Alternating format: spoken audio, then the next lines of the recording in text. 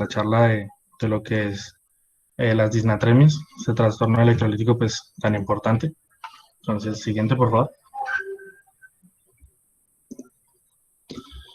Bueno, entonces, para empezar, dar una introducción un poco breve, pues con respecto pues a lo que son las disnatremias. Pues estas corresponden a un grupo de trastornos que son los trastornos hidroelectrolíticos, que pues estos trastornos están caracterizados por, como dice su nombre, la alteración pues del contenido de lo que es el agua y los electrolitos corporales, ¿sí? Entonces, pues dentro de estos trastornos, los más frecuentes van a ser los trastornos vinculados al sodio, y sobre todo esto pues se da en lo que son los departamentos de hospitalización y urgencia, ¿sí? Inclusive pues algunos casos van a representar una prevalencia de hasta el 15% pues en estos departamentos, ¿sí? Otra cosa muy importante pues de estos trastornos es que tienen una gran repercusión, tanto de manera aguda como crónica, y pues dependen de qué tan rápido se hace el cambio de los niveles séricos del sodio, qué tanto déficit existe y sobre todo, y pues aún más importante, qué tan rápido y eficaz pues es el manejo por parte del médico. Siguiente, por favor. Bueno, entonces en cuanto pues la mayoría de sintomatología que hemos asociado de manera general en el sodio, pues estas clínicas pueden ser muy variadas, ¿sí? Pero lo que vamos a encontrar más frecuentemente son cuadros clínicos que tienen una repercusión neurológica, ¿sí? Esto es debido pues a las características un poco flexibles de lo que es el sistema nervioso central, que pues van a provocar como unos cambios bruscos en los niveles, que pues debido a los cambios bruscos que se provocan en los niveles plasmáticos, pues la poca flexibilidad del sistema nervioso frente a estos cambios va a hacer pues que este tejido se afecte fácilmente. Entonces, en la mayoría de los casos vamos a encontrar pues una alteración en lo que es la parte neurológica. Y pues al igual que en el caso pues de lo que es una ACV, que el tiempo es igual al cerebro, o en el caso de un infarto, que el tiempo es igual a miocardiocitos, aquí también la repercusión va a ser dependiente de lo que es el tiempo y pues de la rapidez de los cambios en el sodio plasmático. Pues por ende, pues debido a esto, nosotros tenemos que entender que tenemos que tener un manejo pues prematuro y muy eficaz en lo que es el balance del sodio. Siguiente, por favor. Bueno, entonces en cuanto pues para entender cómo se dan estos desórdenes, cómo afectan al cuerpo y pues cómo se deben manejar, debemos entender primero pues tres cosas importantes sobre ellos. Primero, sobre el sodio, sobre todo. Primero, cómo se regula el sodio. Segundo, cómo se distribuye el sodio y los fluidos corporales pues a través de los diferentes compartimentos. Y tercero, qué acciones tiene pues el sodio pues con respecto a sus características químicas en el cuerpo. Entonces, empezando por esto último, pues tenemos que el sodio es un elemento químico que en el cuerpo humano se encuentra de manera iónica y que normalmente pues va a corresponder a lo que es el catión más importante en el líquido extracelular. ¿Y esto por qué se da? Pues se da porque tienes una gran cantidad de concentración en lo que es el líquido extracelular y tiene una importancia en lo que es la determinación de la osmolaridad sanguínea, ¿sí? Entonces, normalmente en un adulto normal, pues el cuerpo, el total del sodio en el cuerpo va a equivaler a 61 mil equivalentes por kilo, ¿sí? De estos, el 97% se va a encontrar en el líquido extracelular y el 3% restante en el líquido intracelular, ¿sí? Normalmente, cuando se dan todos los mecanismos homeostáticos reguladores de lo que es el sodio y el balance del agua, pues vamos a encontrar que los niveles plasmáticos del sodio se van a encontrar entre 135 a 140 miliequivalentes por litro. Una característica también que tenemos que tener en cuenta, muy importante, del sodio, es que su regulación y su acción van a estar muy dependientes a lo que es el balance del agua, ¿sí? Entonces están estrechamente relacionados y muchas veces vamos a encontrar pues que estas condiciones sean simultáneas.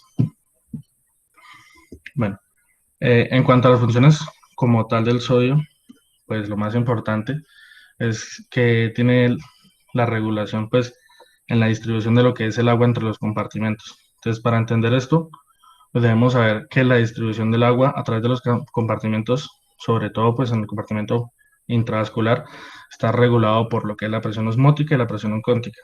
En cuanto pues a la presión osmótica, que es la que más nos va a importar en este caso, eh, vamos a tener que va a determinar pues el flujo de los fluidos de un compartimento a otro, ¿sí? Entonces, normalmente cuando tenemos un gradiente osmótico mayor en un compartimento, el flujo de líquido va a tender a ir a ese compartimento hasta que haya un equilibrio osmótico en ambos compartimentos, ¿sí? Entonces, ya entendiendo esto, pues, y sabiendo que pues el sodio es el principal soluto y principal osmol del líquido extracelular, pues entendemos que pues su mayor función es la de mantener el volumen y pues la presión, lo que es el líquido extracelular. Siguiente. Otra de las tres condiciones que tenemos que tener en cuenta pues para entender cómo se dan estos desórdenes es la distribución pues de los líquidos y del sodio a través del cuerpo. Entonces, debemos entender que los líquidos se dividen en diferentes compartimentos y que pues para también tener en total el porcentaje de líquido en lo que es el cuerpo, debemos utilizar la fórmula del total del líquido corporal. Entonces, primero, para clasificar cómo se dan los líquidos en el cuerpo, vamos a tener que el peso corporal, aproximadamente el 60% del peso va a estar dado por el agua, ¿sí? Esto puede variar, de hecho varía según sexo y edad, pero normalmente tenemos que ser el 60%, ¿sí? El otro restante, el 40% es debido a otros tejidos. Dentro de este 60%, el 20% va a estar en el líquido extracelular, que pues es el compartimento donde más podemos encontrar sodio, y en el líquido intracelular. Y pues en el líquido extracelular también lo vamos a tener en dos compartimentos más pequeños, que son el líquido intersticial y el líquido intravascular, siendo estos pues el líquido intersticial el de mayor porcentaje según el peso corporal. Entonces es muy importante que nosotros sepamos en el paciente pues para la corrección y para el manejo pues la cantidad total de agua corporal. Entonces la cantidad total de agua corporal, como les dije, pues como puede variar, tenemos que hacer una fórmula para calcularlo. Entonces la fórmula de esta cantidad va a ser el peso por un factor de corrección. Este factor de corrección pues va a depender según la edad y el sexo, como podemos ver en la tabla. Para los recién nacidos es de 0,8, para los infantes es de 0,7, para los pacientes pediátricos de 0,6, para los pacientes adultos mayores es de 0,6, para los pacientes femeninos es de 0,5, para los pacientes adultos mayores masculinos es 0,5 y adultos mayores femeninos es 0,45. Siguiente. Bueno. Y por último, pues lo más importante es cómo se da la regulación del sodio a nivel plasmático. Entonces, pues, en cuanto a lo que es la regulación pues, de la concentración sérica del sodio, pues ocurre primordialmente por dos mecanismos, ¿sí? Estos son pues la excreción del agua mediada por la vasopresina y la ingesta de agua mediada pues por la regulación del mecanismo de la sed. Entonces, tenemos que entender un concepto primordial que es la tonicidad, ¿sí? La tonicidad pues es parecido a lo que es la osmolaridad, pero en la tonicidad estamos hablando de una osmolaridad efectiva, o sea, los osmoles que están disueltos en ese fluido, si son activos o no. Entonces, normalmente, pues, la tonicidad es casi lo mismo que la osmolaridad, pero sin los osmoles inactivos, como, digamos, el nitrógeno úrico. Entonces, esta tonicidad, ¿cómo va a estar regulada por unos hormoreceptores que se encuentran en el hipotálamo y en otras estructuras periféricas? Entonces, estos receptores van a influenciar en tanto lo que es la ingesta de agua, mediada por la activación de la sed, o la excreción urinaria mediada pues, por lo que es la vasopresina o hormona antidiurética. Normalmente, pues en condiciones normales, la ingesta de agua mediada por la sed provoca pues que el humano consuma entre 1 a 3 litros diarios de agua, que son los que son la cantidad necesaria para suplir las pérdidas insensibles, como son las pérdidas por el tracto respiratorio, por la piel o las heces, y también para suplir lo que es la excreción urinaria normal que sea, ¿sí? Entonces, esa es la primera manera regular, que es mediante la ingesta de líquidos. La segunda manera es mediante la ADH o la hormona antidiurética. Entonces, en pacientes sanos, normales, pues los riñones tienen la capacidad pues, de excretar o retener líquido para mantener pues, la osmolaridad plasmática equilibrada. Pues, la hormona pues, que se encarga de de esta capacidad pues en los riñones es la vasopresina. Esta pues es secretada en la parte posterior de lo que es la pituitaria y tiene pues acción sobre lo que es el túbulo contorno distal y el túbulo colector de la nefrona. Entonces, cuando esto se activa, nos va a provocar un aumento en lo que es la reabsorción de agua en, pues, en estos túbulos y va a disminuir pues lo que es la secreción o la excreción de agua en la orina, ¿sí? Esto también hace pues que la concentración de orinas en cuanto a los solutos sea mayor. Bueno, entonces cuando eso pasa, pues evidentemente va a haber una mayor concentración de agua en lo que es la parte vascular y pues la osmolaridad va a tender a disminuir, ¿sí? Pero un segundo, bueno. Bueno, entonces, cuando estos homorreceptores, que son los que regulan pues todo lo que tiene que ver con la tonicidad, y ellos sensan que hay una disminución de la osmolaridad, pues no va a haber liberación de la ADH, ¿sí?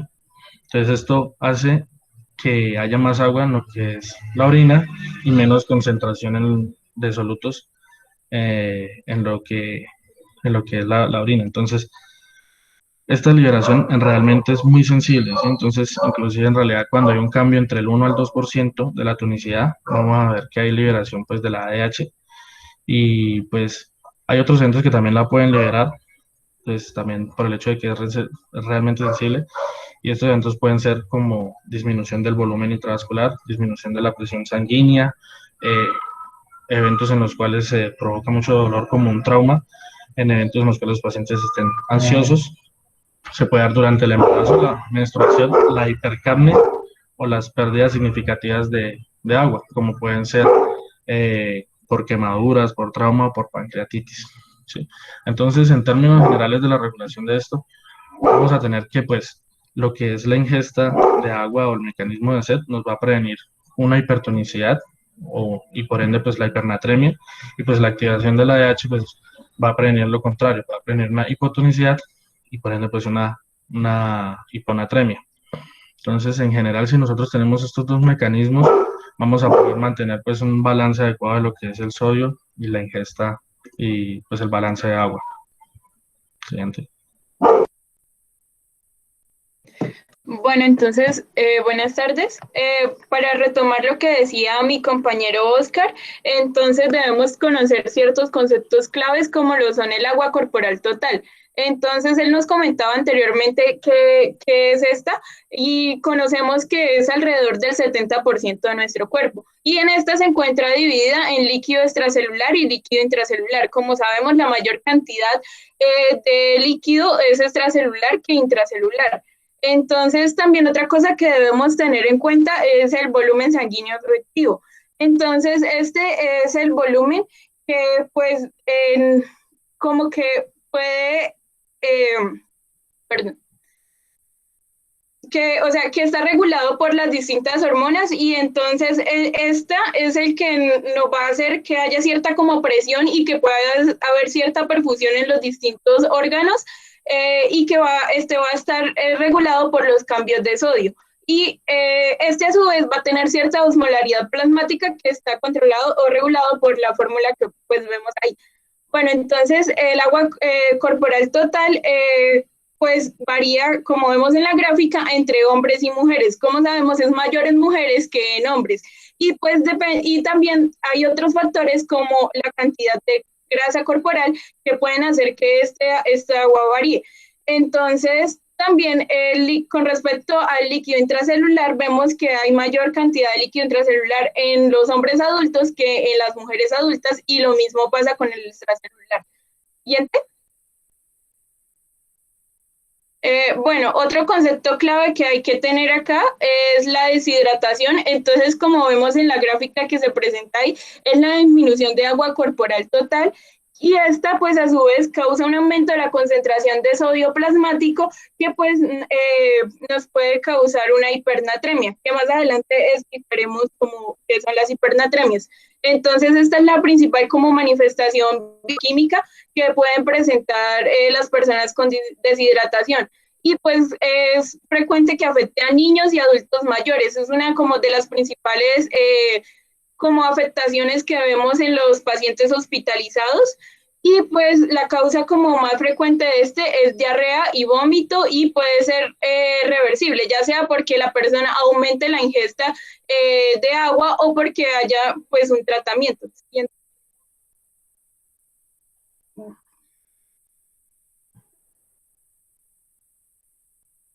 Bueno, entonces pues van a entrar otra vez a Sócrates y lo que haremos será responder esta pregunta.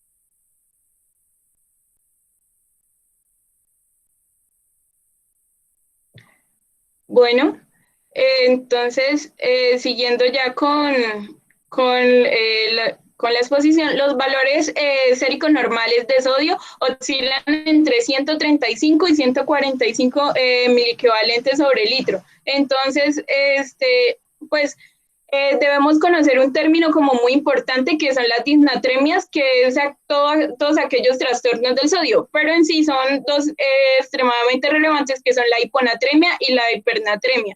Entonces, cuando el sodio se encuentra en rangos o ya sea inferiores o ya sea superiores de 135 y 145 miliequivalentes sobre litro, es que vamos a decir pues vamos a presentar una disnatremia. Entonces, una es la hiponatremia, es cuando el sodio sérico se encuentra menor a 135 miliequivalentes sobre litro. Entonces, esto pues refleja como una, en general, una hiperosmolaridad plasmática, que ya vamos a explicar un poco sobre lo de la osmolaridad.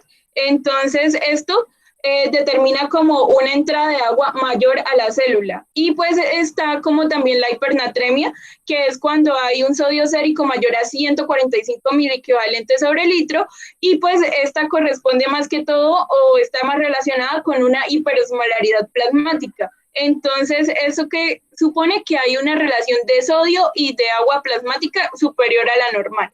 Siguiente. Bueno, entonces ya entrando como en una de las principales disnatremias, tenemos la hiponatremia. Siguiente. Entonces, pues como vemos aquí, es más frecuente en pacientes hospitalizados o en aquellos con condiciones médicas. Sin embargo, como vimos, pues cuando vimos deshidratación, las disnatremias son muy frecuentes en los extremos de la vida, más que todo en los adultos mayores, y la hiponatremia se encuentra como muy frecuente en los adultos mayores como tal.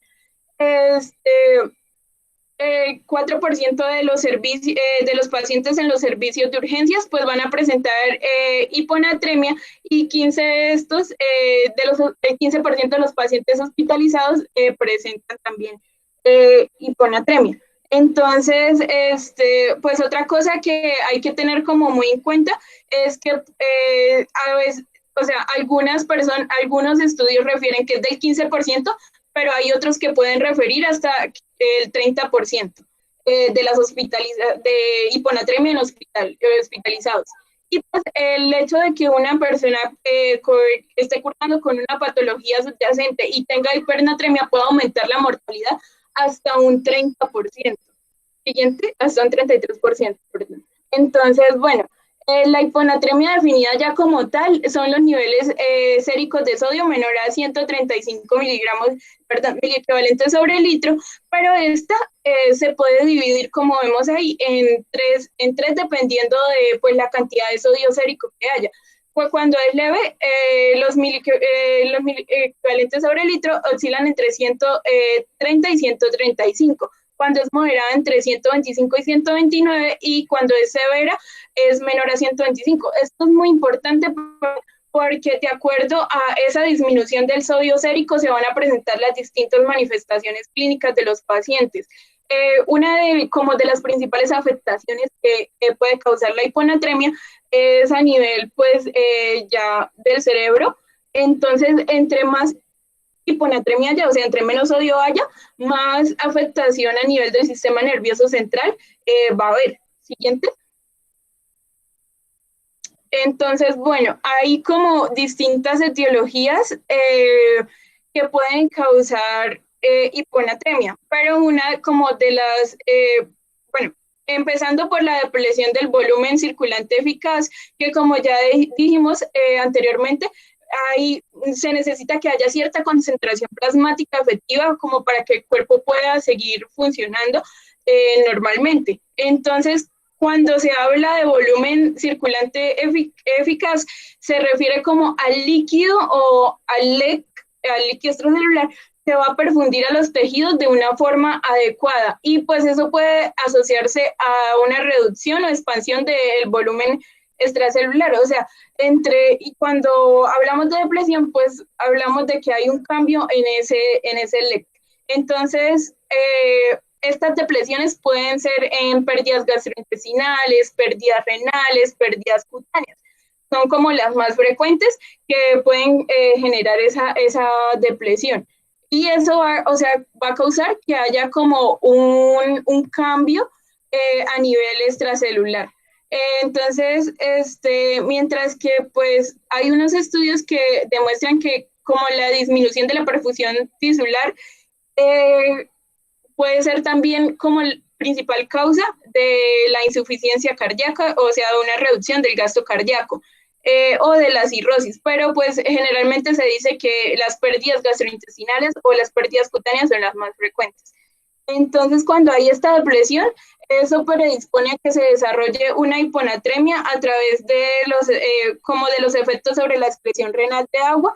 ¿Y qué pasa con esto? Que pues al aumentarse la excreción de agua se va a aumentar la ADH.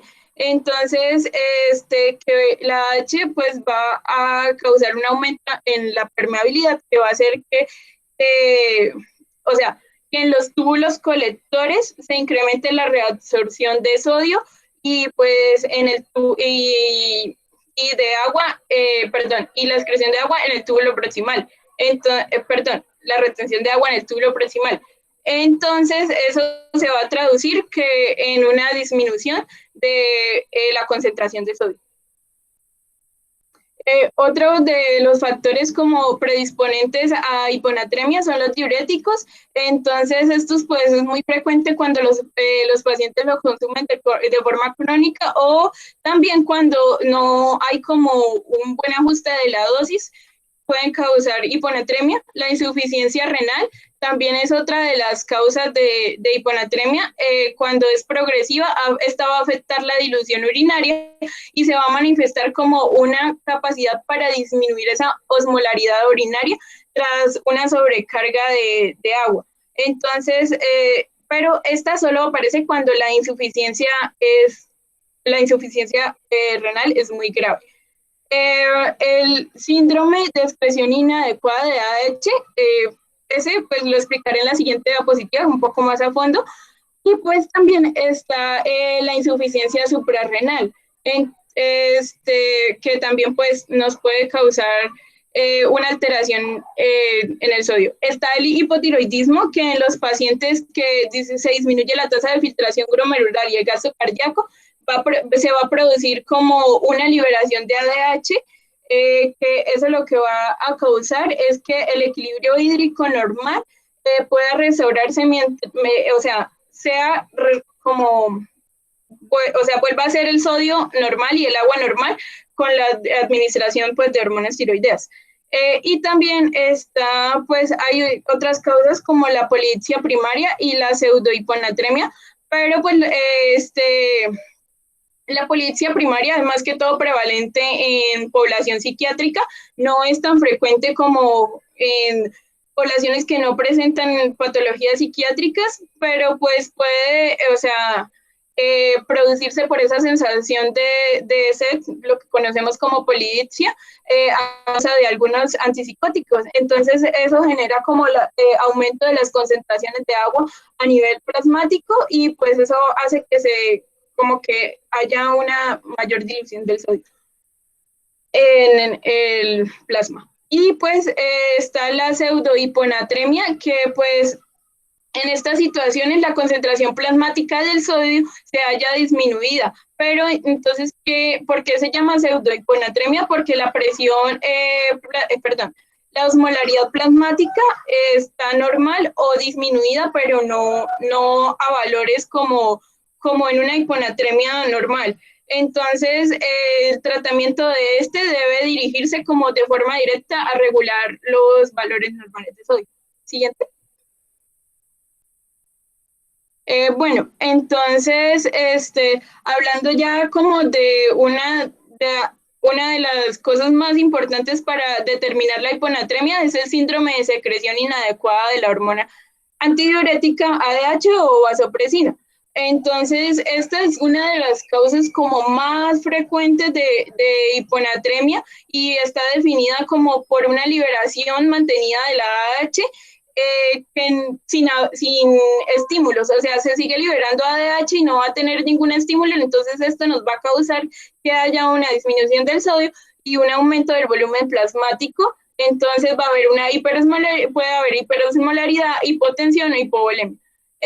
Los criterios esenciales es la disminución de la osmolaridad plasmática, pero esta debe ser una disminución severa. ¿Recuerdan que les dije que había una clasificación de acuerdo a cuánto se disminuía el sodio? Bueno, entonces debe ser menor a 275. También una concentración urinaria inapropiada a la hiposmolaridad o euvolemia clínica, o sea, no presenta edema, ascitis o signos de hipovolemia, y el sodio urinario debe estar elevado.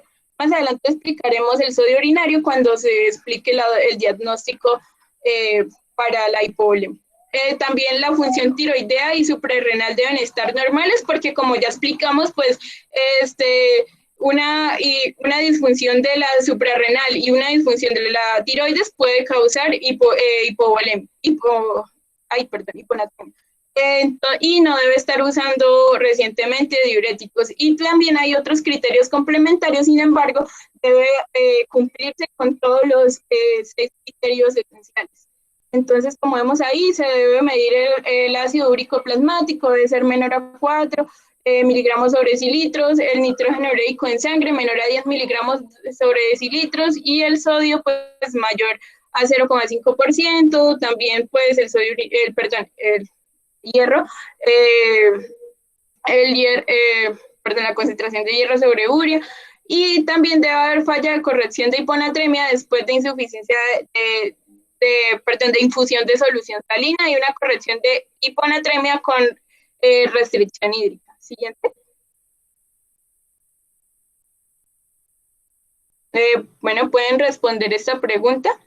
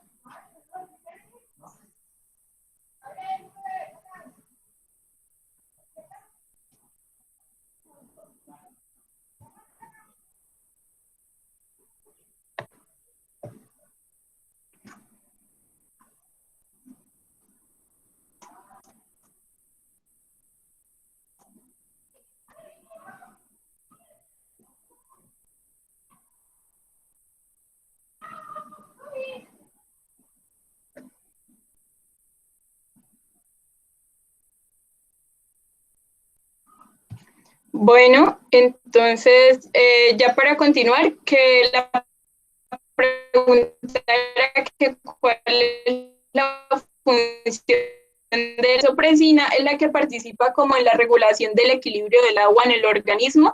Entonces, ella es la que controla la cantidad de agua que van a reabsorber los riñones. Entonces, sabemos que si hay una secreción inadecuada, como lo es el síndrome, pues se va a reabsorber más agua, lo que va a aumentar como la concentración, perdón, lo que va a disminuir como la disolución de sodio en el agua. Entonces, pues va a haber más agua que sodio y por eso va a haber hiponatremia.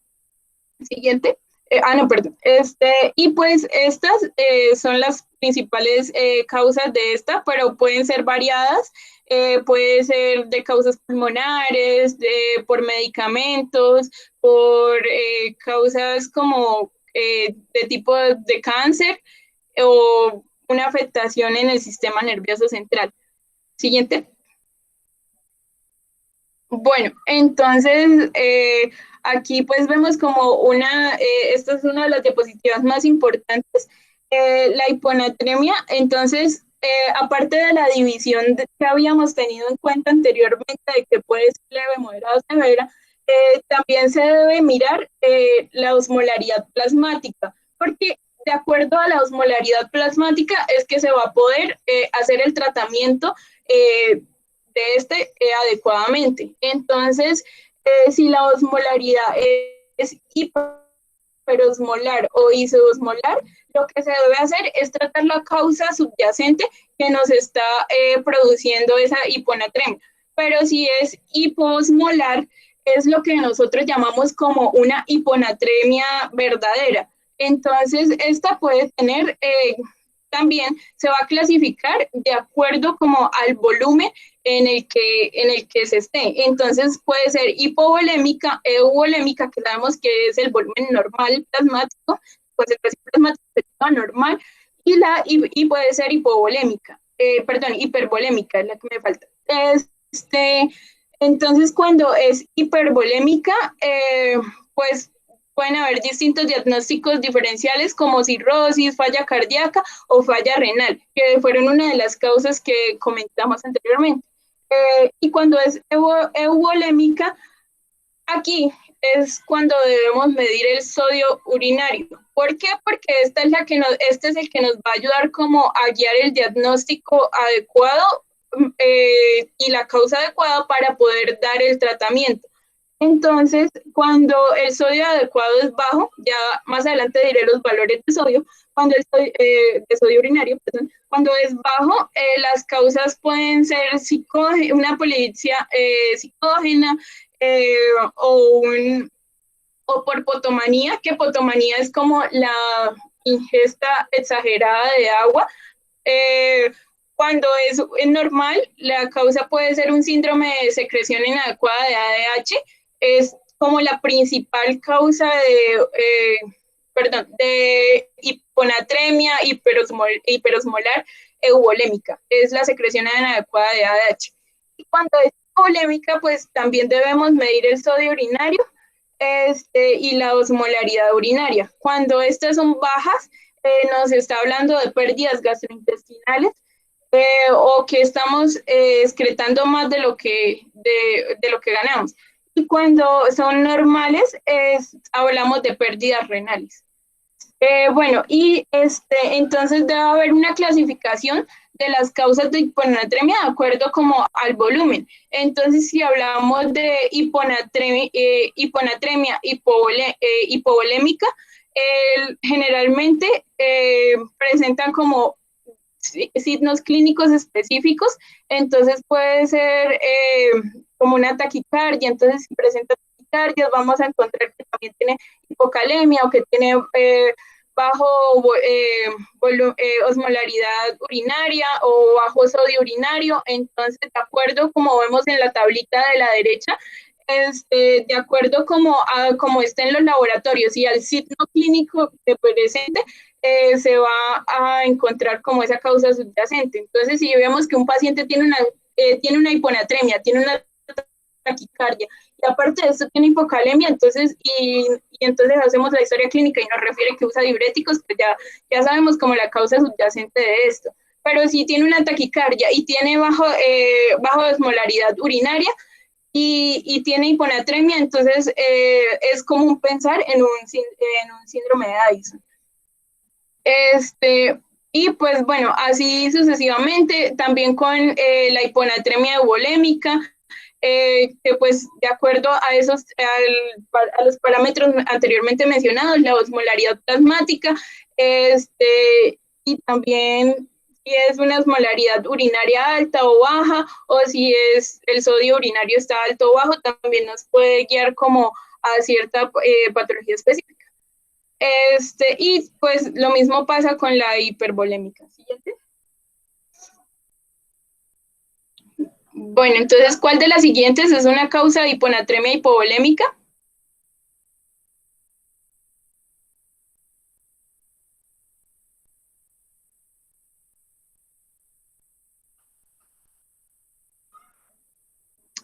Bueno,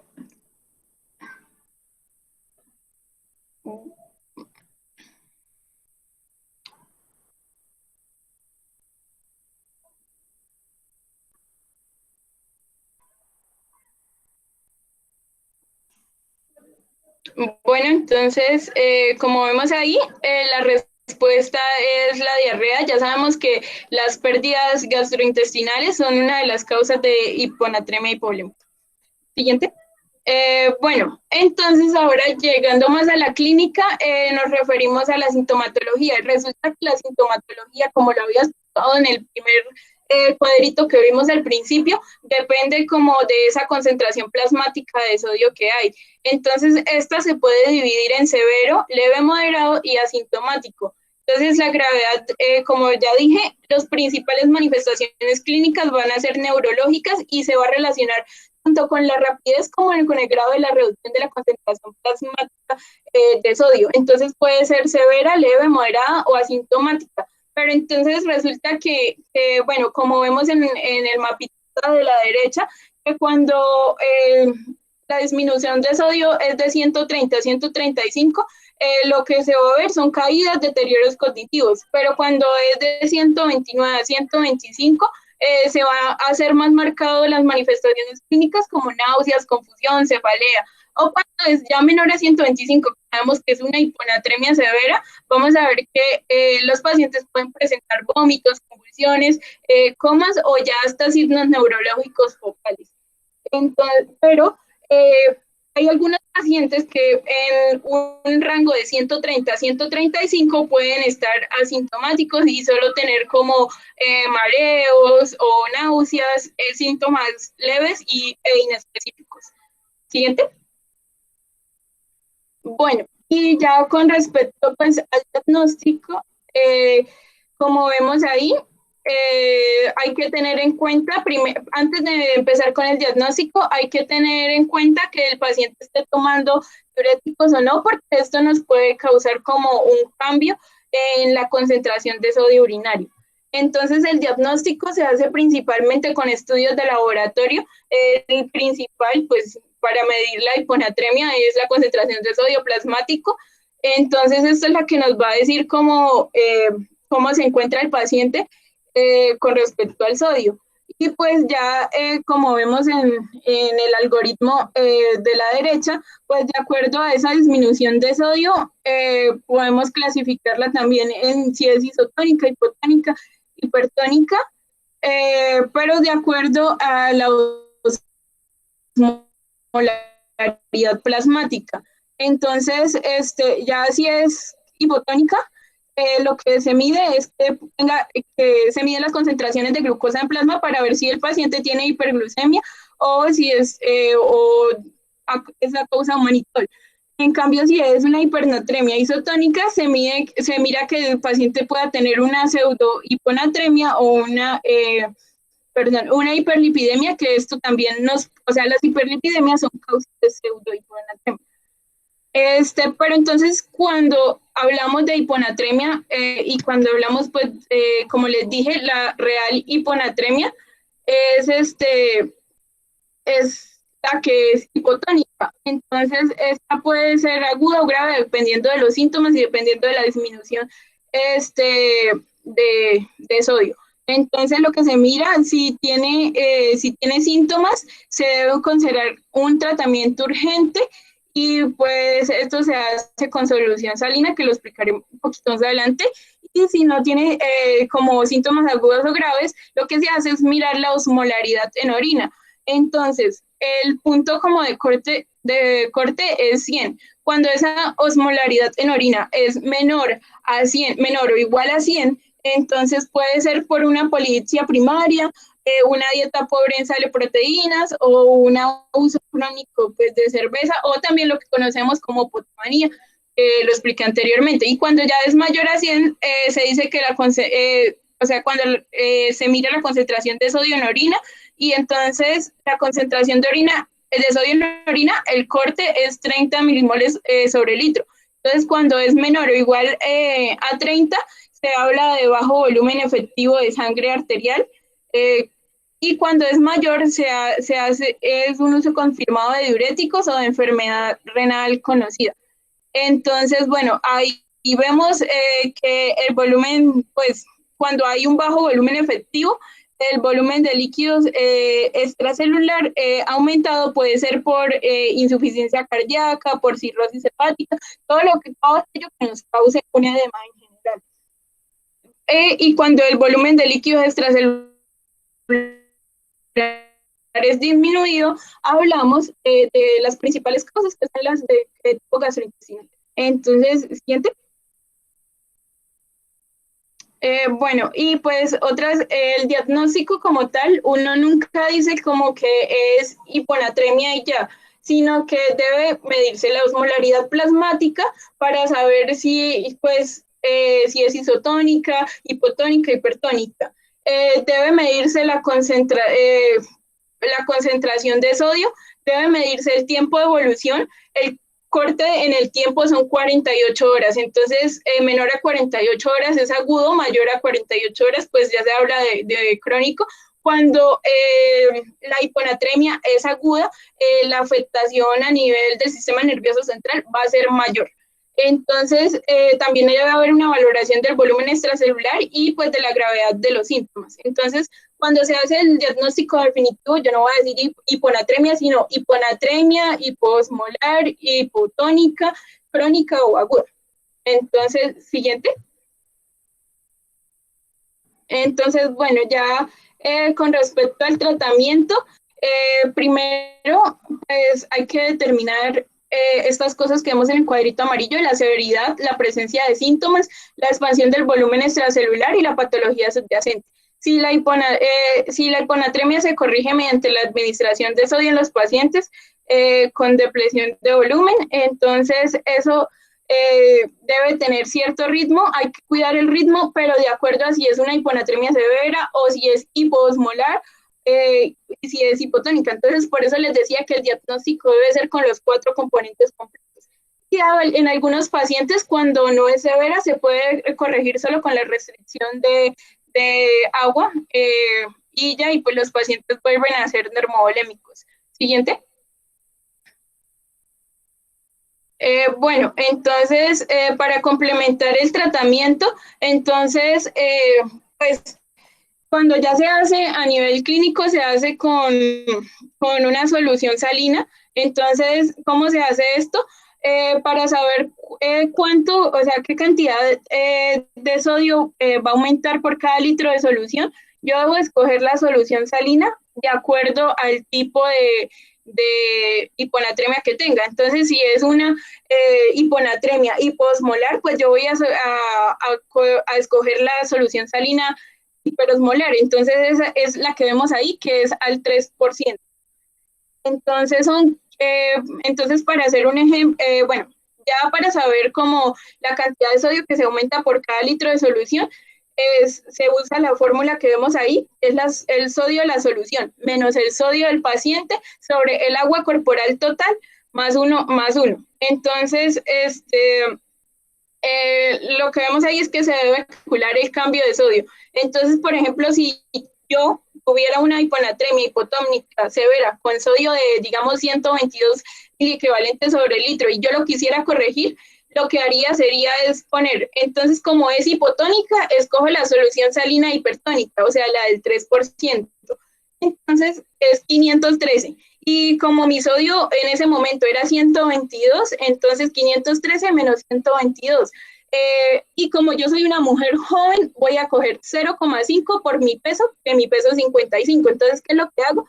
513 menos 122 sobre 0,5 por 55. Entonces, más 1. Eso me va a dar 13,7 miliequivalentes sobre litro. Entonces, lo que esperamos con esta fórmula es que por cada litro de solución salina normal al 3% se esperaría que mi sodio aumentara eso, 13,7 miliequivalentes por litro. Entonces, bueno, ahí también en la tabla de la derecha vemos que pues hay distintas correcciones del sodio dependiendo de la guía que pues esté hablando. Si es la guía estadounidense y vemos que es distinto para una manifestación aguda como para manifestaciones de tipo crónico. Entonces la aguda vemos que en la guía estadounidense lo hacen con un bolo de pues, solución salina al 3%, 100 mililitros en 10 minutos y hasta 3 bolos. Y en la europea vemos que el bolo es de 150 mililitros en 20 minutos. Entonces, cuando eso también depende si los síntomas son severos o si los síntomas son moderados. Siguiente. Bueno, y con respecto al tratamiento también se debe calcular la tasa de infusión. Entonces, ¿esto de qué nos sirve? Pues de que son las órdenes que pues vamos a dejar como la orden médica. Es importante calcularla porque pues es lo que se va a pasar como la infusión que se va a pasar. Entonces, ¿cómo se hace esto? Hay que recordar que la meta de cambio nunca debe pasar el 10 en 24 horas y recordar que la solución hipertónica se suspende una vez se logra un nivel sérico de sodio de 125. Entonces, si la meta de cambio es máximo 10 y el cambio de sodio que sacamos con la fórmula anterior, en mi caso sería 13,7 sobre 24, eso nos va a dar 30,41. Entonces, esa es como la orden médica, sería como solución salina al 3%, a 30,41 mililitros por hora por bomba de infusión. Siguiente. Bueno, y pues algo importante a resaltar aquí es el SALSA, que fue un estudio, un clinical trial, que se hizo pues con respecto a al tipo de corrección, si era de un bolo rápido intermitente o si se hacía por terapia de infusión continua. Entonces lo que se encontró aquí es que pues ambas fueron efectivas y seguras, pero la única diferencia es como que si es por bolo de infusión intermitente, hay como menor incidencia de tratamiento de disminución terapéutica y eso es lo que tiende a tener una mejor eficacia para controlar esa concentración plasmática de sodio en una hora que en comparación con la terapia de infusión continua. Siguiente. Bueno, y pues esta pregunta, ¿cuáles son las complicaciones que pueden ocurrir en la hiponatremia?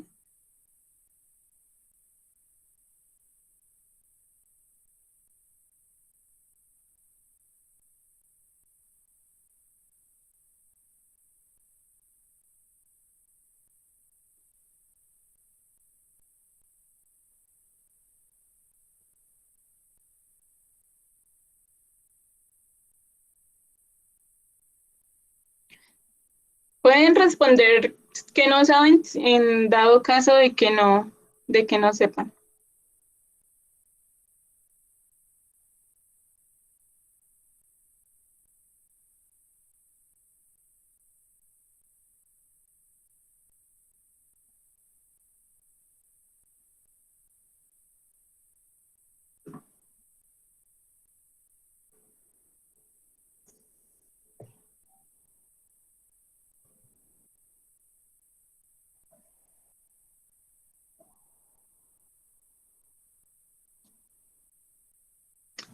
Bueno, entonces como para avanzar rápido, siguiente diapositiva, la principal complicación de la hiponatremia es la desmielinización osmótica. Entonces, este pues es también un síndrome que es un síndrome irreversible y es iatrogénico de síntomas neurológicos que ocurre después de una corrección demasiado rápida del sodio sérico. Entonces, si, digamos, administramos la solución salina en bolos de infusión, muy rápido podemos causar esta desmielinización y entonces se conoce también como mielinólisis central pontínica y los efectos pues van a ser principalmente daño en el tronco encefálico y va a presentar también como focos de desmielinización dentro del sistema nervioso central. Siguiente. Y bueno, ya este es un resumen de lo que es la hiponatremia. Entonces, en esta tablita pues vemos los tipos de hiponatremia que pueden haber, pseudohiponatremia, hipertónica o hipotónica, o solamente hipovolémica. Entonces, ahí vemos como el tipo de osmolaridad que puede haber. Vemos que en la hipotónica siempre va a estar baja la osmolaridad. Y pues ahí vemos las distintas causas que explican a lo largo pues de hiponatremia. Siguiente.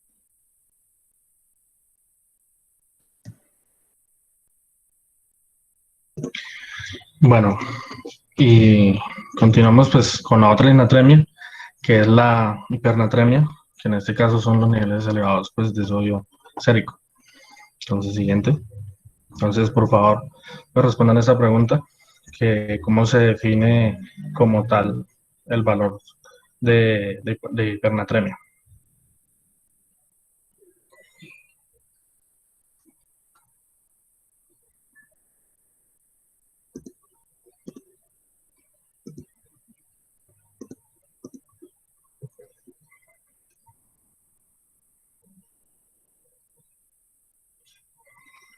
Sí, como pues la mayoría ha evidenciado, pues, aunque les faltó poner 1000 equivalentes por decilitro, pues la definición como tal de hipernatremia se, se da como un nivel de sodio pues, superior a 145 equivalentes por litro, ¿sí?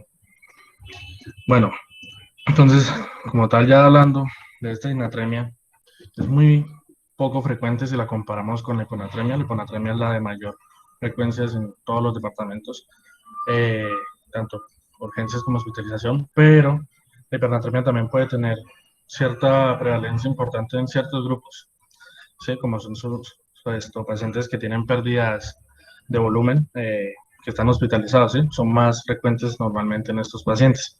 Sí, aunque también los podemos encontrar en el área de urgencias, pero esto con una prevalencia del 0,2%. Entonces no es tan apreciable pues en la parte de urgencias, pero sí en lo que es UCI y otra especialización. Bueno, entonces esto, como les decía, pues su nivel va a estar, para definirlo, es mayor a 145 equivalentes por litro y normalmente pues la hipernatremia la vamos a tener asociada a lo que es la deshidratación y a la disminución de la ingesta de líquidos. Va a ser normalmente lo que vamos a ver acompañado pues, de la hipernatremia y también como asociado y causal de esta. El siguiente. Bueno, entonces, como tal, ¿qué causa la hipernatremia? Entonces, la hipernatremia, como les había dicho, pues, está asociada a la deshidratación, la cual pues está provocada por una disminución pues, de la pérdida del agua total corporal, ¿sí? Y en todos los casos de hipernatremia casi siempre vamos a encontrar que es por restricción de la ingesta de agua libre, que pues está normalmente regulada por lo que es el mecanismo de la sed y por lo de la ADH. Entonces, podemos encontrar ciertos pacientes, sobre todo hospitalizados, que tenemos pérdidas de líquido por el intestino, líquidos por la parte urinaria, por el tracto respiratorio, pero la verdad es que estas pérdidas, si estuviera un mecanismo regulado, o sea, bien regulado de lo que es la sed y pues la disponibilidad también de que el paciente pueda ingerir líquidos, pues normalmente estas pérdidas se podrían corregir, ¿sí? Y los niveles de sodio pues se darían normalmente. Por ello que nosotros hablamos pues que la principal causa de lo que es hipernatremia es pues esta condición de la restricción de líquidos, ¿sí? ¿Qué pacientes vamos a encontrar comúnmente? o a riesgo de esto, pues los pacientes hospitalizados que pues tienen estos mecanismos de pérdida de líquidos y que además pues tienen problemas en la ingesta de líquidos, y en pacientes que tienen pérdida per se por sus condiciones de lo que es la ingesta de líquidos, como son los ancianos y los niños, ¿sí? Entonces en estos pacientes pues vamos a ver que van a depender mucho de otras personas pues para lo que es la ingesta de líquido. Entonces es frecuente encontrar en ellos esta disnatremia. Siguiente. Bueno, entonces, como tal las causas, las vamos al igual que en la hipovolemia, pues a clasificar según el volumen, ¿sí? Podemos tener hipernatremia hipovolémica o volémica hipervolémica. Entonces, en el caso de la hipernatremia hipovolémica, normalmente pues lo que tenemos aquí es que es causada por la incapacidad pues para detectar o responder a la sensación de la sed. Sí, existe una condición llamada pues adipsia primaria o hipodicsia que normalmente pues causa cierto daño en lo que son los receptores hipotalámicos, que como sabemos son los que pues regulan el mecanismo de la sed y la secreción de la ADH. Entonces pues en este caso pues vemos que pues a pesar de que la osmolaridad pues aumenta, pues obviamente no va a dar una correcta eh, activación de lo que es el mecanismo de la sed, ¿sí? Esta situación pues nosotros la vemos normal en pacientes que están pues en lo que es la icsa primaria, en pacientes que tienen pues un estado de alerta normal y están despiertos, y en estos pacientes nosotros tenemos que tener un monitoreo muy cuidadoso de lo que es el sodio, porque pues si se deja agravar pues la hipernatremia y la deshidratación pues pueden llegar a tener alteraciones neurológicas severas. Sí, hay otras causas como son las pérdidas de agua, como son pues pacientes quemados, en pacientes con pancreatitis, que también pues nos pueden hallar a dar una hiponatremia, una hipernatremia hipovolémica. ¿Sí? Bueno, en cuanto a la hipernatremia, pero hipervolémica, vamos a ver que casi nunca se ocurre pues de una manera espontánea, que nunca la vamos a encontrar de una manera espontánea, sino por lo general pues va a ser inducida ya sea por una complicación iatrogénica o una intoxicación, sea accidental o intencional pues del paciente. Entonces, ejemplos que tenemos de esto son los que pasan cuando hay una administración pues inadecuada de lo que puede ser el uso de bicarbonato de sodio en pacientes que digamos tengan acidosis o que estén en un paro, y también pues en el uso también adecuado de lo que son pues las soluciones hipertónicas durante que son digamos abortos terapéuticos, o las preparaciones de soluciones también inadecuadas en lo que son la alimentación parenteral o enteral, o en el caso de, pues, de las diálisis, ¿sí? Sobre todo la peritoneal. Entonces, pues en general, este tipo de hipovolemia va a ser más de ese tipo iatrogénico o de mal manejo. Entonces, en lo que es la hipernatremia volémica, más que todo es causado por lo que nosotros conocemos como la diabetes insípida, que pues en esta enfermedad pues el cuerpo no responde bien a lo que es la hormona antidiurética. Entonces, tanto como la regulación periférica o central puede estar con esto comprometida. Bueno, entonces, debido pues a la deficiencia de esta respuesta a la hormona antidiurética, pues los pacientes van a continuar pues una mayor dilución urinaria y una menor osmolaridad urinaria. Entonces la excreción de sodio va a estar continua, pero es menor pues que la cantidad total de agua excretada. Entonces lo que nos va a resultar de esto va a ser una hipernatremia. Entonces las causas pues de diabetes insípida normalmente son dos categorías, que pueden ser la central y la nefrogénica, y pues las causas comunes de una diabetes insípida central son el trauma, cirugías que comprometan pues la parte de la pituitaria, y pues malignidad que también compromete esta parte. Y pues causas de la parte nefrogénica podemos incluir lo que son las enfermedades renales, medicamentos y ciertos desórdenes genéticos. ¿Sí? Siguiente. Bueno, entonces vamos a encontrar pues que en cuanto a la sintomatología en la hipernatremia es realmente pues parecida a lo que es la hiponatremia, debido a pues a que también se da un daño mayoritariamente en lo que es el sistema nervioso central, por lo que ya conocemos de la restricción pues del cráneo. Entonces, durante pues, la hipernatremia, las células cerebrales lo que van a hacer es que se van a crenar, pues, provocadas por lo que hay salida de líquido intracelular al espacio extracelular, debido pues, a este gradiente osmótico hacia el espacio extracelular provocado por el sodio. Entonces, esto normalmente nos puede provocar ciertos daños en los tejidos, tanto vasculares como cerebrales, y pues incluso en algunos casos podemos ver hemorragias pues asociadas a lo que es un daño vascular provocado por el sodio. Entonces, ¿qué otras consecuencias además de la parte eh, neuronal pues vamos a encontrar debido a la hipernatremia? Pues podemos encontrar que va a haber una inadecuada contractilidad de ciertos músculos, sobre todo pues, en la parte del ventrículo izquierdo. Podemos encontrar hiperventilación provocado por las malas regulaciones esto, de pH, un uso deficiente de lo que es la glucosa de manera intracelular por la deficiencia pues, del intercambio de la glucosa.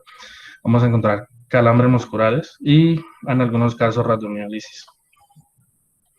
Entonces, de manera general, ¿cómo podemos encontrar un paciente, pues en el estado general de un paciente en una hipernatremia? Podemos encontrar los pacientes letárgicos, débiles, con una marcada ansiedad y pues en caso de los niños, pues podemos encontrarlos irritables.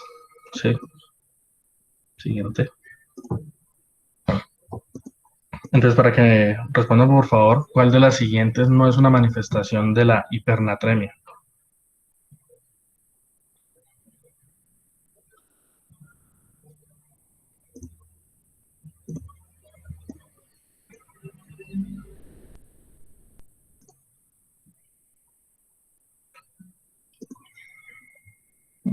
No sé las respuestas, pero bueno. Bueno, de todas estas, la que no es la hiporreflexia. ¿Sí? Normalmente, pues, dentro de la sintomatología asociada que se da por el, por el sodio, pues el aumento del sodio, va a ser más bien la hiperreflexia, ¿sí? Lo que es la debilidad muscular, la espasticidad y las convulsiones son, pues, características propias de lo que se puede provocar durante una hipernatremia. Siguiente. Bueno, en cuanto a lo que es la evaluación y el diagnóstico, pues el diagnóstico vamos a hacerlo pues obviamente con lo que son los niveles séricos de sodio, pero tenemos que tener en cuenta pues lo que es la clínica y evaluar también lo que es la volemia para poder clasificar, como hemos dicho anteriormente, pues las causas y dar pues un manejo pues debido a lo que es la hipernatremia, ¿sí? Porque dependiendo de esto pues vamos a tener ciertos comportamientos en lo que es el tratamiento.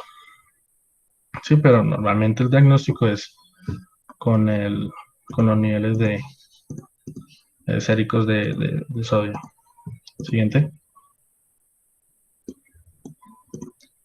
Bueno, entonces, en cuanto a lo que es el tratamiento de la hipernatremia, ¿qué tenemos que tener en cuenta?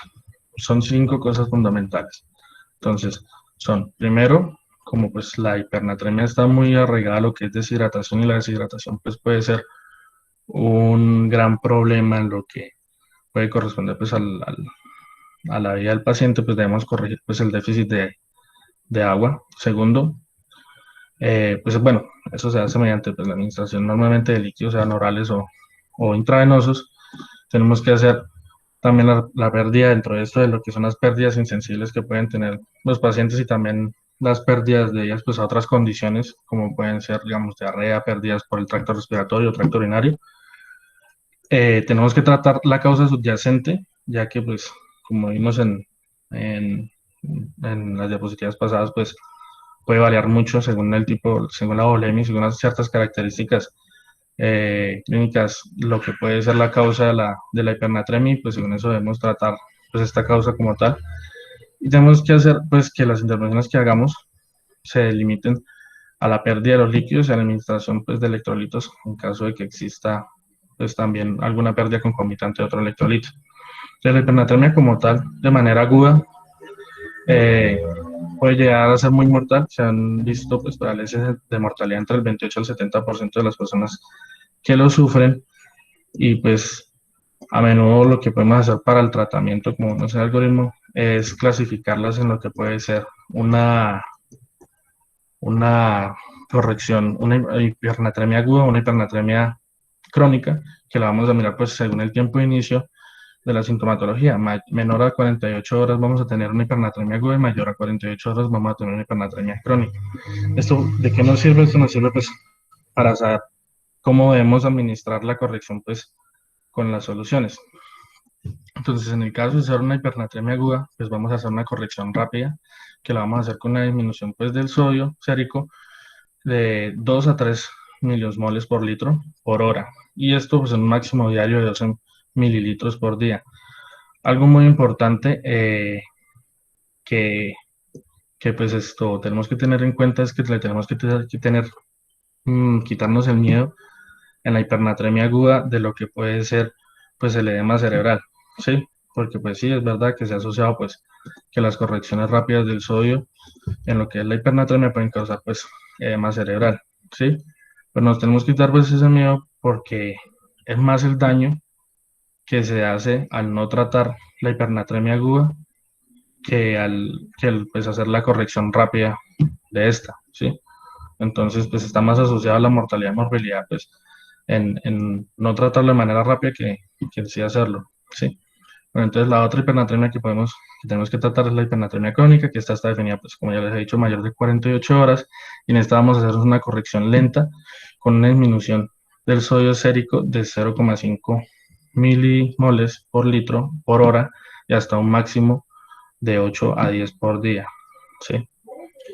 Normalmente, pues, el mecanismo o las causas, como ya les he dicho antes, de la bulimia, pues nos va a determinar lo de las causas y pues el tratamiento. En el caso de que sea una hipernatremia hipovolémica, pues ya les había comentado por qué causas se pueden dar.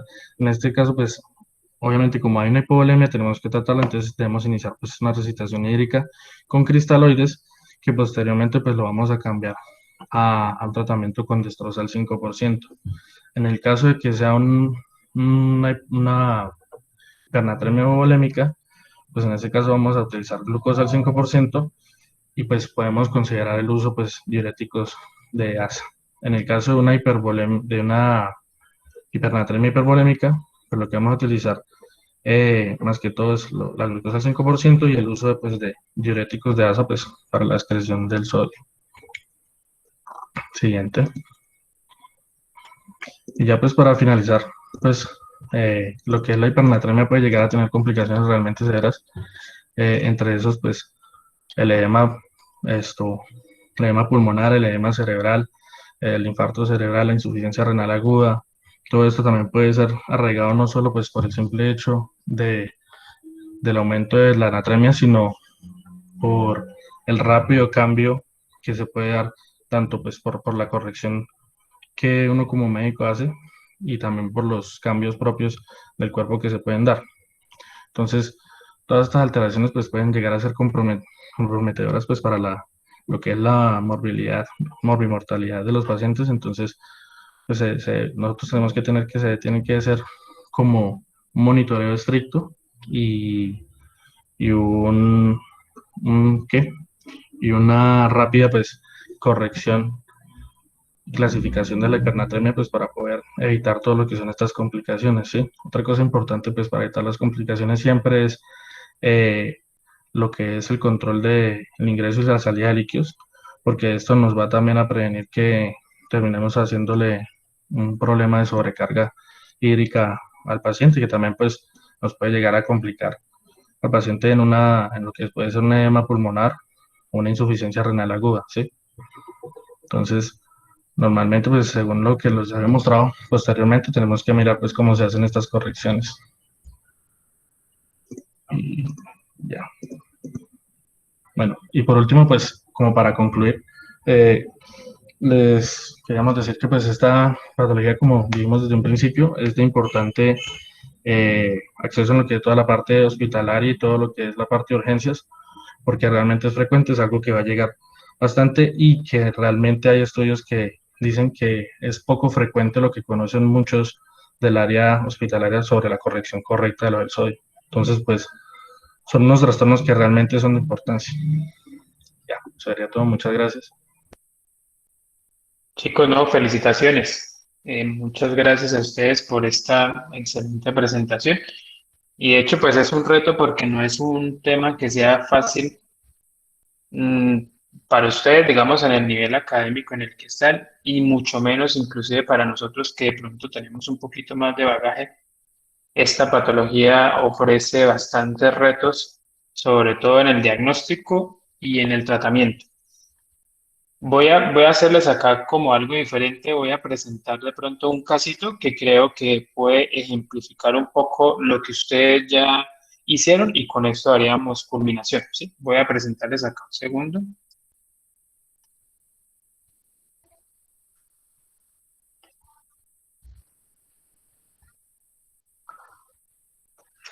Me avisan si todos están viendo mi pantalla, ¿listo? Sí, doctora, ahí ya se ve bien. Bueno, chicos, entonces vamos a tratar de poner esto en contexto porque pues de todas maneras la información siempre que se dé, siempre la debemos aplicar para algo. Entonces vamos a poner el contexto de esta paciente. Esta señora se llama Ana Tomín, es una mujer de 77 años de edad. Como único antecedente de relevancia, la señora es hipertensa y para el tratamiento de su hipertensión, el médico general venía formulándole hidroclorotiazida, una tabletica de 25 miligramos tomada a las 7 de la mañana todos los días. Ella no tenía ningún otro antecedente de relevancia. Vamos a ponernos en el contexto, ingresa al servicio de urgencia de ustedes por un cuadro clínico de 3 días de evolución, de somnolencia, episodios de desorientación, ya no conocía a la familia, sin fiebre, no tenía ninguna sintomatología cardiopulmonar, no había síntomas irritativos urinarios, no había síntomas gastrointestinales, ni ninguna sintomatología neurológica diferente a lo que yo ya les menciono, ¿sí? Cuando ustedes la examinan, la encuentran normotensa, la encuentran con constantes vitales relativamente normales. El examen físico por demás, a diferencia, digamos, de lo que encontraron con la somnolencia y la desorientación, estaba totalmente normal. Y estaba Ever de turno allá en el servicio de urgencias y le dijo, no, tómenle una vez un sodio. Le tomaron el sodio y, oh sorpresa, el sodio estaba en 119, ¿sí? Entonces yo quiero preguntarle de pronto a alguien, para que no sea de pronto a dedocracia, vamos a hacerlo como para que alguno de ustedes lo haga, ¿quién se le mide de pronto a hacer el abordaje de esta paciente? Si quiere saber algo más, ¿qué le haría? ¿Qué vamos nosotros a elaborar para que nos colabore? ¿Sí? Entonces de pronto alguien que se quiera lanzar.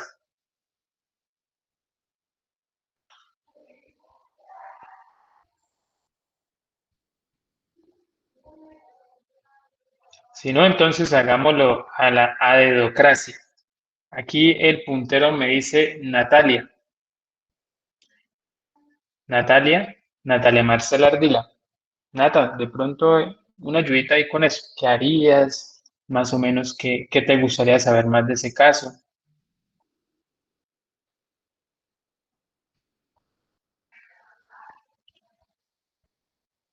O Nicole, o Nicole Sisa.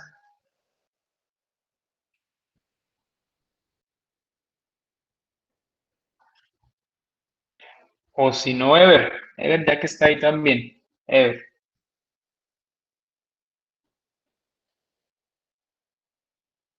Creo que están bastante tímidos. Hola, doctor, ¿cómo está? Ah, listo, entonces Jonathan, le tocó a usted. Bueno, Hágale, listo. Jonathan. Bueno, Doctor, doc, en esta... Ah, bueno, listo, a ver, hágale. bueno, como es una paciente que tiene hipertensión arterial y hidroclorotiazida, nos en cuenta que la hidroclorotiazida es un diurético. Entonces, por lo tanto, en este paciente en específico, los niveles de electrolitos, en especial de sodio, se pueden ver alterados justamente por el medicamento que está consumiendo, bueno, que está recetado. Ingresa por pérdida de somnolencia, quiere decir que lo más probable es que esté teniendo un desbalance electrolítico por pérdida de sodio. Cuando hay hiponatremia se manifiesta principalmente por esto, somnolencia, el paciente se puede desorientar, puede presentar hasta episodios de delirium cuando la pérdida de electrolitos es muy severa.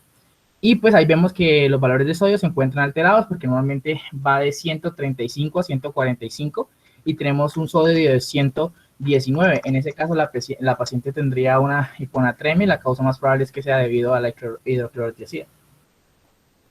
Perfecto, Ever. Voy a mostrarles acá entonces esta cosita. De pronto, Jonathan, ahorita vas a hacer la intervención, ¿sí? Esta sería como una estrategia que aplica a la mayoría de las patologías que nosotros comúnmente vemos, y es la estrategia DTP. DTP quiere decir diagnostíquela, trátela y sobre todo prevéngala, ¿sí? Esa es una estrategia que tienen que llevársela ustedes como en mente, y es casi lo que nosotros venimos haciendo con la mayoría de las patologías, ¿sí? Sobre todo porque tratamos de que las patologías que aquí nosotros vamos a estar exponiendo sean aplicadas y sean sobre todo enfocadas de manera práctica para su día a día. Entonces, con respecto a la estrategia DTP, vamos a empezar con la estrategia de la diagnóstica. Ya ustedes lo mencionaron, una hiponatremia definida con sodio por debajo de 135 miliequivalentes por litro, y clasificándola como lo mencionaron ustedes ahí en el seguimiento, deberíamos definirla en si verdaderamente es una hiponatremia, que es aquella hiponatremia hipoosmolar, o las falsas hiponatremias, que son las isoosmolares o las hiperosmolares. De pronto nosotros acá no nos vamos a detener en estas dos porque quizás son para otra eventual charla. Vamos a tratar de eventualmente definir la verdadera hiponatremia y la vamos a poner en contexto a esa paciente.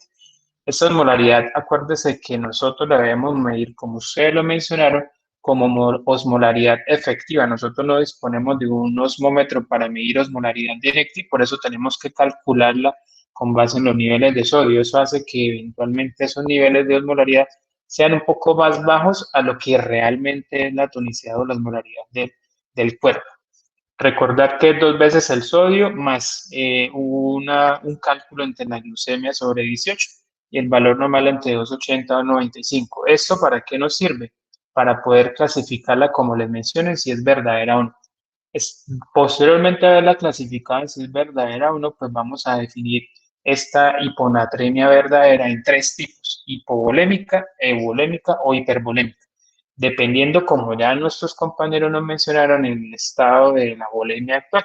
Y para eso nos vamos a guiar sobre el estado de hidratación de mucosas, el estado de conciencia, la presencia de hipotensión o hipertensión, la presencia o no de taquicardia y signos de edemas o no. ¿Listo? Con base en eso nosotros podemos clasificarla en alguna de estas 3. ¿Qué es importante? Cuando nosotros tenemos una hiponatremia hipovolémica, a su vez, esta hiponatremia hipovolémica se puede dividir en 2 dependiendo de la detección de un sodio en orina ocasional. Si el sodio en orina ocasional con punto de corte, que puede variar en algunos textos de 20 o de 30, es mayor a 30, estaríamos hablando de pérdidas renales. O sea, la persona está perdiendo sodio y está perdiendo también eventualmente líquido, agua. Eso puede ser por algunos diuréticos, insuficiencias adrenales con deficiencias de mineralocorticoides, nefropatías perdedoras de sal, cerebro perdedor de sal, entre otras cosas. O eventualmente cuando nos enfrentamos ante una hiponatremia hipovolémica con sodio menor de 30, estas son pérdidas usualmente extrarrenales: diarrea, emesis, sangrados, formación de terceros espacios, sudoración excesiva, entre otros. Cuando el contexto no es de hipovolemia, sino es de euvolemia, aquí se torna un poco más compleja la situación y estaríamos hablando básicamente de estas entidades: o el síndrome de hormona de secreción inapropiada de arginina vasopresina, o antiguamente llamado secreción inapropiada de hormona antidiurética, deficiencia de glucocorticoides, en este contexto insuficiencia renal, intoxicación por agua, como lo mencionaba muy claramente la polidipsia psicógena, el hipotiroidismo, el estrés, dolor excesivo o el uso de algunos medicamentos como lo son los que yo coloco acá. Hay múltiples: acetaminofén, diuréticos tiacídicos, inhibidores de bomba de protones, venlafaxina, algunos antipsicóticos, opioides, morfina, dentro de ellos la morfina, entre otros. Hay muchos medicamentos de eso. Que es importante que usualmente estas condiciones que yo les menciono acá generalmente tienen una excreción urinaria de sodio mayor a 20, ¿sí? Es importante saber que esa excreción urinaria se toma en cuenta no con orina 24 horas, sino con orina ocasional, o sea, de una vez, una muestrica, apenas llega el paciente, una muestrica de orina sin que haya recibido previamente, ojalá, solución salina endovenosa para no ir a modificar la excreción urinaria. y con base en eso podemos nosotros establecer cuál pudiera ser, digamos, el contexto, ya cuando veamos más adelante, de la etiología de la patología eubolémica.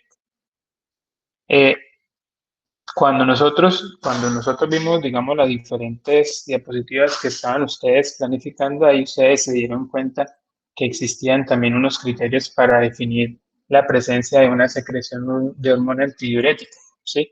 Hay múltiples criterios, yo creo que no me voy a sentar acá y más o menos vamos a pasar a la siguiente diapositiva, que es la siguiente diapositiva quizás más relevante. Y es la estrategia, ya dijimos, la primera estrategia de clasificarla, ahora diagnostíquela, esa estrategia de diagnostíquela implicaría que ustedes deberían hacer la glicemia y el sodio en suero, obviamente, para clasificar la osmolaridad, determinar el sodio en orina de muestra ocasional. Eventualmente, si no tenemos una causa clara, ¿sí? Por ejemplo, digamos, en el contexto de la paciente, ya vamos a ver si sería necesario no tomarle niveles de TSH y de cortisol 8-AM. Sin embargo, las diferentes guías nos recomiendan tener sodio en orina ocasional, una TSH y un cortisol 8-AM. Esto en el contexto de la hiponatremia eubolémica hipoosmolar, como es lo que vamos a nosotros a denominar acá. Entonces, nuestra paciente, la abuelita de anatomía, ingresó normotensa, sin taquicardia, eventualmente con examen físico normal, o sea, no tenía mucosa seca, no habían signos clínicos de hiporvolemia y tenía una hiponatremia. Nosotros le solicitamos una glicemia y con base en la clínica hasta el momento tendríamos una glicemia de 100, lo que nos daría una osmolaridad de 243, está por debajo de 280, o sea, esta paciente tendría una hiponatremia hasta el momento verdadera, es eubolémica e hipoosmolar. Seguido a ello, como estaba el algoritmo, deberíamos nosotros entonces solicitar el sodio en orina en muestra ocasional. Le solicitamos un sodio en orina en muestra ocasional y estaba en 100. Recuerdan que cuando dijimos nosotros acá que la patología de hiponatremia hipoosmolar eubolémica se clasificaba según el sodio urinario y con base en esto definíamos qué tipo de entidades probablemente ocasionaban más comúnmente esta entidad. Y dijimos, si el sodio estaba mayor a 20 con un hazard ratio de 4.95, podíamos saber si era deficiencia de glucocorticoides, hipotiroidismo, estrés emocional o psicógeno, medicamentos o secreción de hormona antidiurética. Para definir cuál de esas entidades se le realizó a la paciente una TSH, que la TSH fue normal. La paciente no tenía hiperpigmentación cutánea, no había hipotensión y se le hizo un cuadro hemático que no mostró eosinofilia, o sea, ni tampoco había hipercalemia, luego, y tanto la probabilidad de una insuficiencia adrenal era bajita.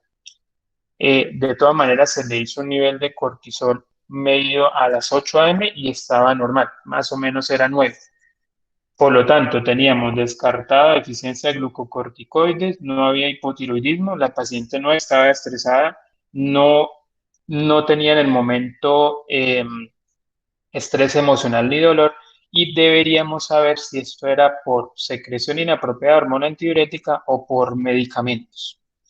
Dentro de los medicamentos, la paciente consumía uno que, como lo dijo al principio, debe ver muy importante, y es el diurético tiacídico. Como nosotros sabemos, el diurético tiacídico es una de las principales causas de hiponatremia en los adultos mayores.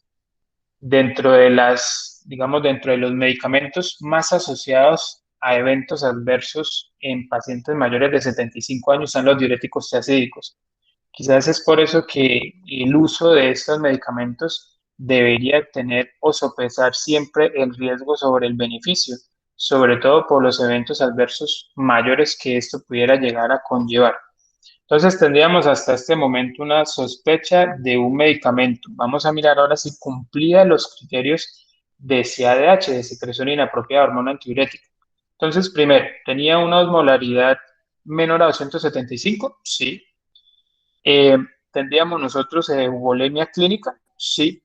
¿Teníamos nosotros en este momento una ausencia de un sodio normal cuando nosotros ya hacemos, digamos, una corrección, una evaluación clínica. Bueno, ese criterio de pronto se puede definir a futuro. Y lo otro que es muy esencial es que haya ausencia de otros potenciales causantes como lo son hipotiroidismo, hipocortisolismo y diurético tiacídico.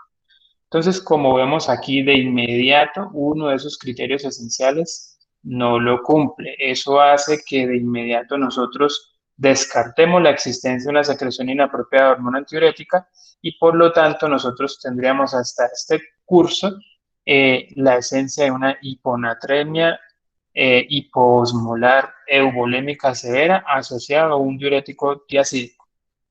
Siguiendo la estrategia de TP, ya la diagnosticamos, ahora tratémoslas. Para tratarlas, como ustedes habían mencionado, pues se hace eventualmente dependiendo de la gravedad, como ya vamos a ver más adelante, con la corrección con ciertas soluciones salinas. Esta tablita aquí es importante que de pronto la tengan ustedes y ya la mencionaron ahí atrás, y es la composición de algunas soluciones, sobre todo para definir cómo se crean y cómo la vamos a usar posteriormente. A tener en cuenta en hiponatremia, vamos a subrayar acá la solución alcalina al 3%, la cual se prepara con 410 mililitros de solución salina más 9 ampollas de natrol. Esto nos daría más o menos 180 miliequivalentes. ¿Listo? Tenerla muy presente porque así se debería formar esta solución. Esto es importante porque cuando veamos nosotros cómo la manejamos, el manejo de las hiponatremias pues tiene unas consideraciones importantes y aquí yo la tengo en este algoritmo. Entonces, primero, excluya la hiponatremia falsa, como ya lo mencionaron, reconozca que deberíamos solo tratar eventualmente aquellas hiponatremias, primero, con síntomas, o sea, las severas, usualmente con sodios menores de 125, entre 125 y 130 difícilmente le van a provocar síntomas y por lo tanto el riesgo-beneficio es mayor del riesgo que el beneficio en su tratamiento. Nosotros tenemos que tener como regla primordial que no debemos cambiar más de entre 6 y 8 miliequivalentes por litro de sodio al día, ¿sí? Máximo 18 miliequivalentes en 48 horas, bien sea o para arriba o para abajo. Eso sobre todo con el fin de evitar la desmielinización osmótica, ¿sí? Y tener precaución sobre todo en quienes tengan mayor riesgo de desmielinización osmótica, malnutridos, alcohólicos y aquellos con hiponatremias muy severas, ¿sí? ¿Cuánto sería la meta, digamos, de corrección? Más o menos entre 135 y 140 de miliequivalentes por litro de la hiponatremia, y debemos tener presente que la monitorización se debe hacer cada 4 a 6 horas. ¿Esto por qué es crucial? Porque como ustedes vieron en el estudio SALSA, cuando nosotros la extrapolamos, la mayoría de eventos de desmielinización que ocurren en nuestro medio se da porque nosotros elevamos órdenes, mas no hacemos controles estrictos. Entonces escribimos en la notica, se solicita sodio en 6 horas. Cuando vamos a las 6 horas nadie lo vio, a las 12 horas nadie lo vio y llegamos al otro día al turno y la abuelita que llegó con sodio de 119, al otro día ya está sodio en 140 y uy, súper, ya le subió el sodio. El único problema es que quedó cuadripléjico. Entonces, ojo, porque eso es una de las cosas que debemos nosotros tener muy presente. Entonces, ¿cómo dicen las diferentes guías? Hay dos corrientes de manejo, la corriente europea y la corriente estadounidense. Las dos, digamos que confluyen en algunas cosas, pero vamos a hacer un poquito como los tips, y esto yo creo que ya lo dejaron ustedes claro. Entonces, primero debemos nosotros tener presente si la persona llega con síntomas severos atribuidos a la hiponatremia. Por ejemplo, que esté con un estupor o esté en coma o que llegó con convulsiones. Eventualmente, si eso se le atribuye a la hiponatremia, deberíamos nosotros hacer la reposición y las dos corrientes confluyen en lo mismo. Hay que suministrar un bolo de solución hipertónica al 3% en 20 minutos. Eso más o menos ¿cuánto es? 2 mililitros por kilo. En promedio son aproximadamente 150 mililitros de esa solución al 3%.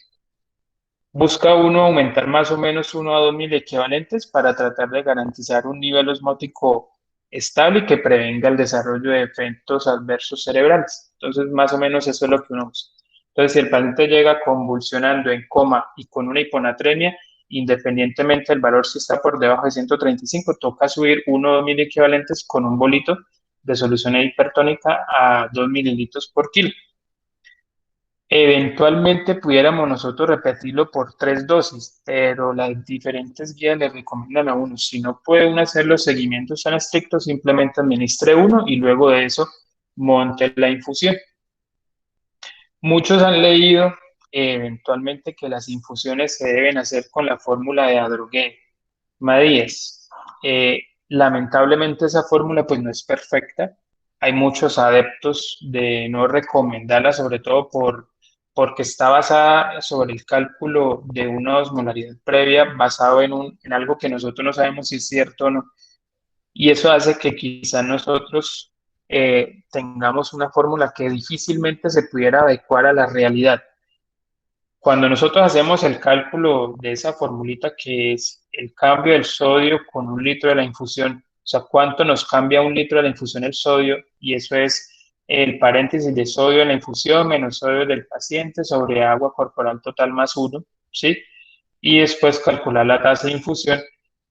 Eso en últimas, muchachos, créanme que le da 0.5 mililitros por kilo. O sea, siempre cuando ustedes vayan a hacer la fórmula, se gasta uno media hora en hacer la fórmula y le da 30 mililitros, 32 mililitros, 35 mililitros.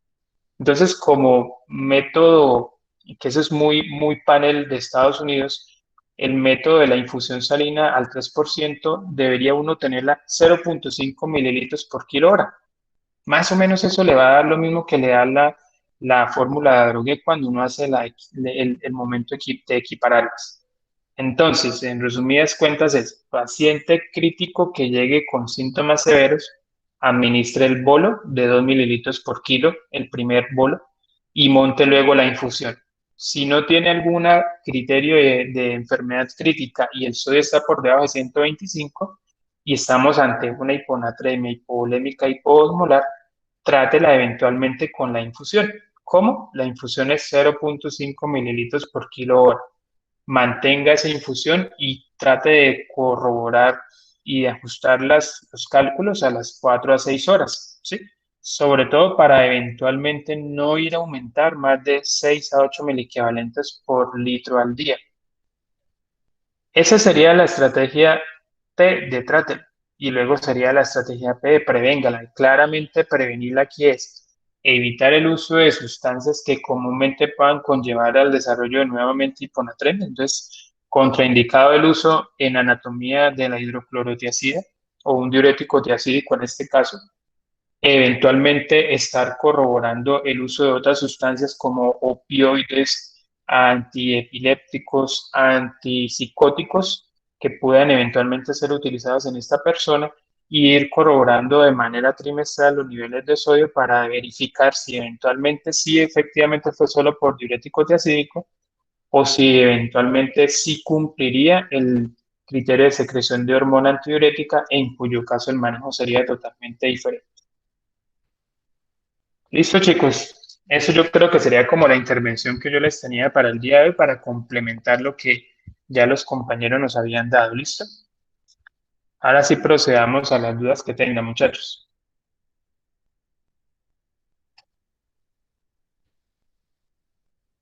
Listo, doctor, muchísimas gracias. Quienes tengan dudas, por favor, pueden decirlas en este momento.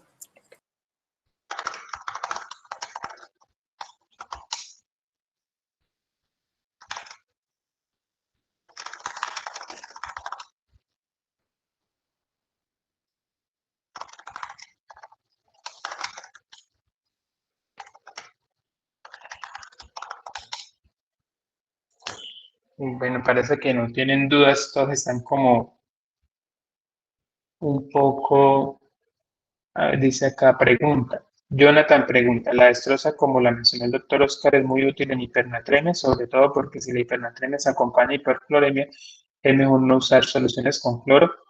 Perfecto, sí, Jonathan, tienes razón. Cuando nosotros hacemos correcciones de hipernatremia, una de las opciones es buscar la solución que menos sodio contenga, y eso lo podemos nosotros suministrar con destroza, perdón. Como ustedes pueden darse cuenta aquí en esta parte,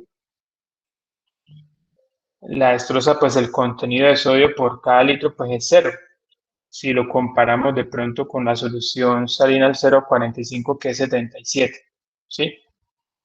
En hipernatremias, digamos que la cosa es un poquito más fácil, porque la verdad la mayoría de las hipernatremias primero ocurren en personas que son críticamente enfermos. O sea, si usted encuentra una hipernatremia en un adulto mayor, piense que hay algo grave de base.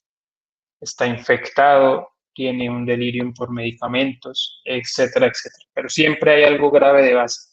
O sea, la hipernatremia es un marcador de severidad. De hecho, hay marcadores que inclusive le dan un OR para mortalidad muy alto, ¿sí?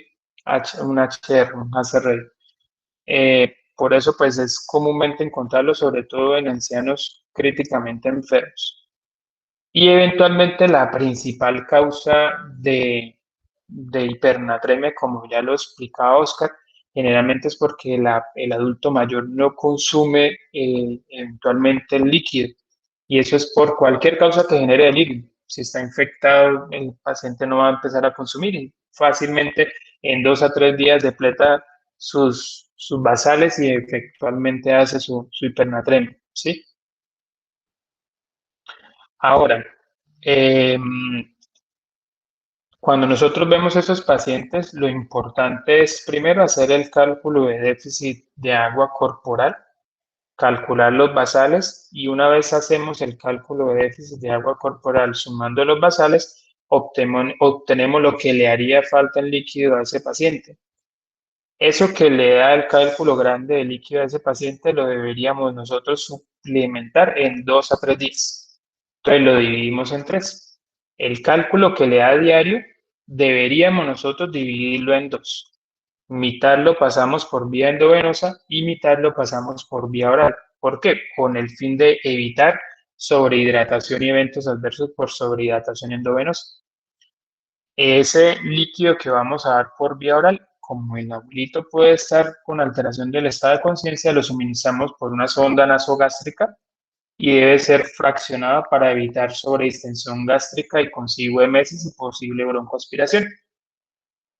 Y el líquido endovenoso usualmente que vamos a escoger sería o solución al medio, solución al cuarto, o eventualmente destroza al 5%, como ya lo planteó Jonathan. ¿Listo?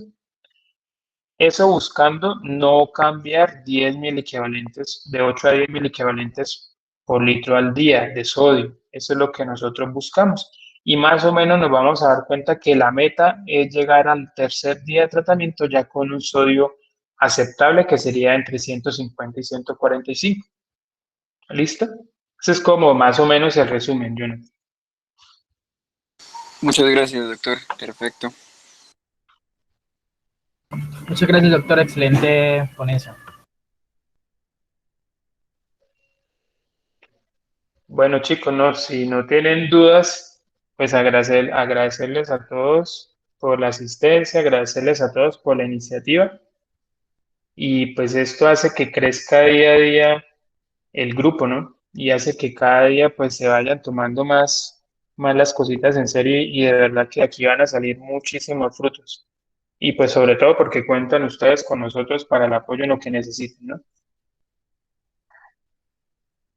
Listo, doctor. Muchísimas gracias por esa intervención tan clara que nos hiciste. Y pues muchas gracias a todos nuevamente por la asistencia. Cualquier duda que tengan o si quieren repetir la charla, pues les estaremos enviando el link de YouTube, que ya ahorita en un momento lo vamos a cargar. Y pues los esperamos a todos en nuestra próxima charla el siguiente fin de semana. Muchas gracias, doctor, y muchas gracias a los expositores. Chao, chicos, buena tarde, listo. Listo, chao.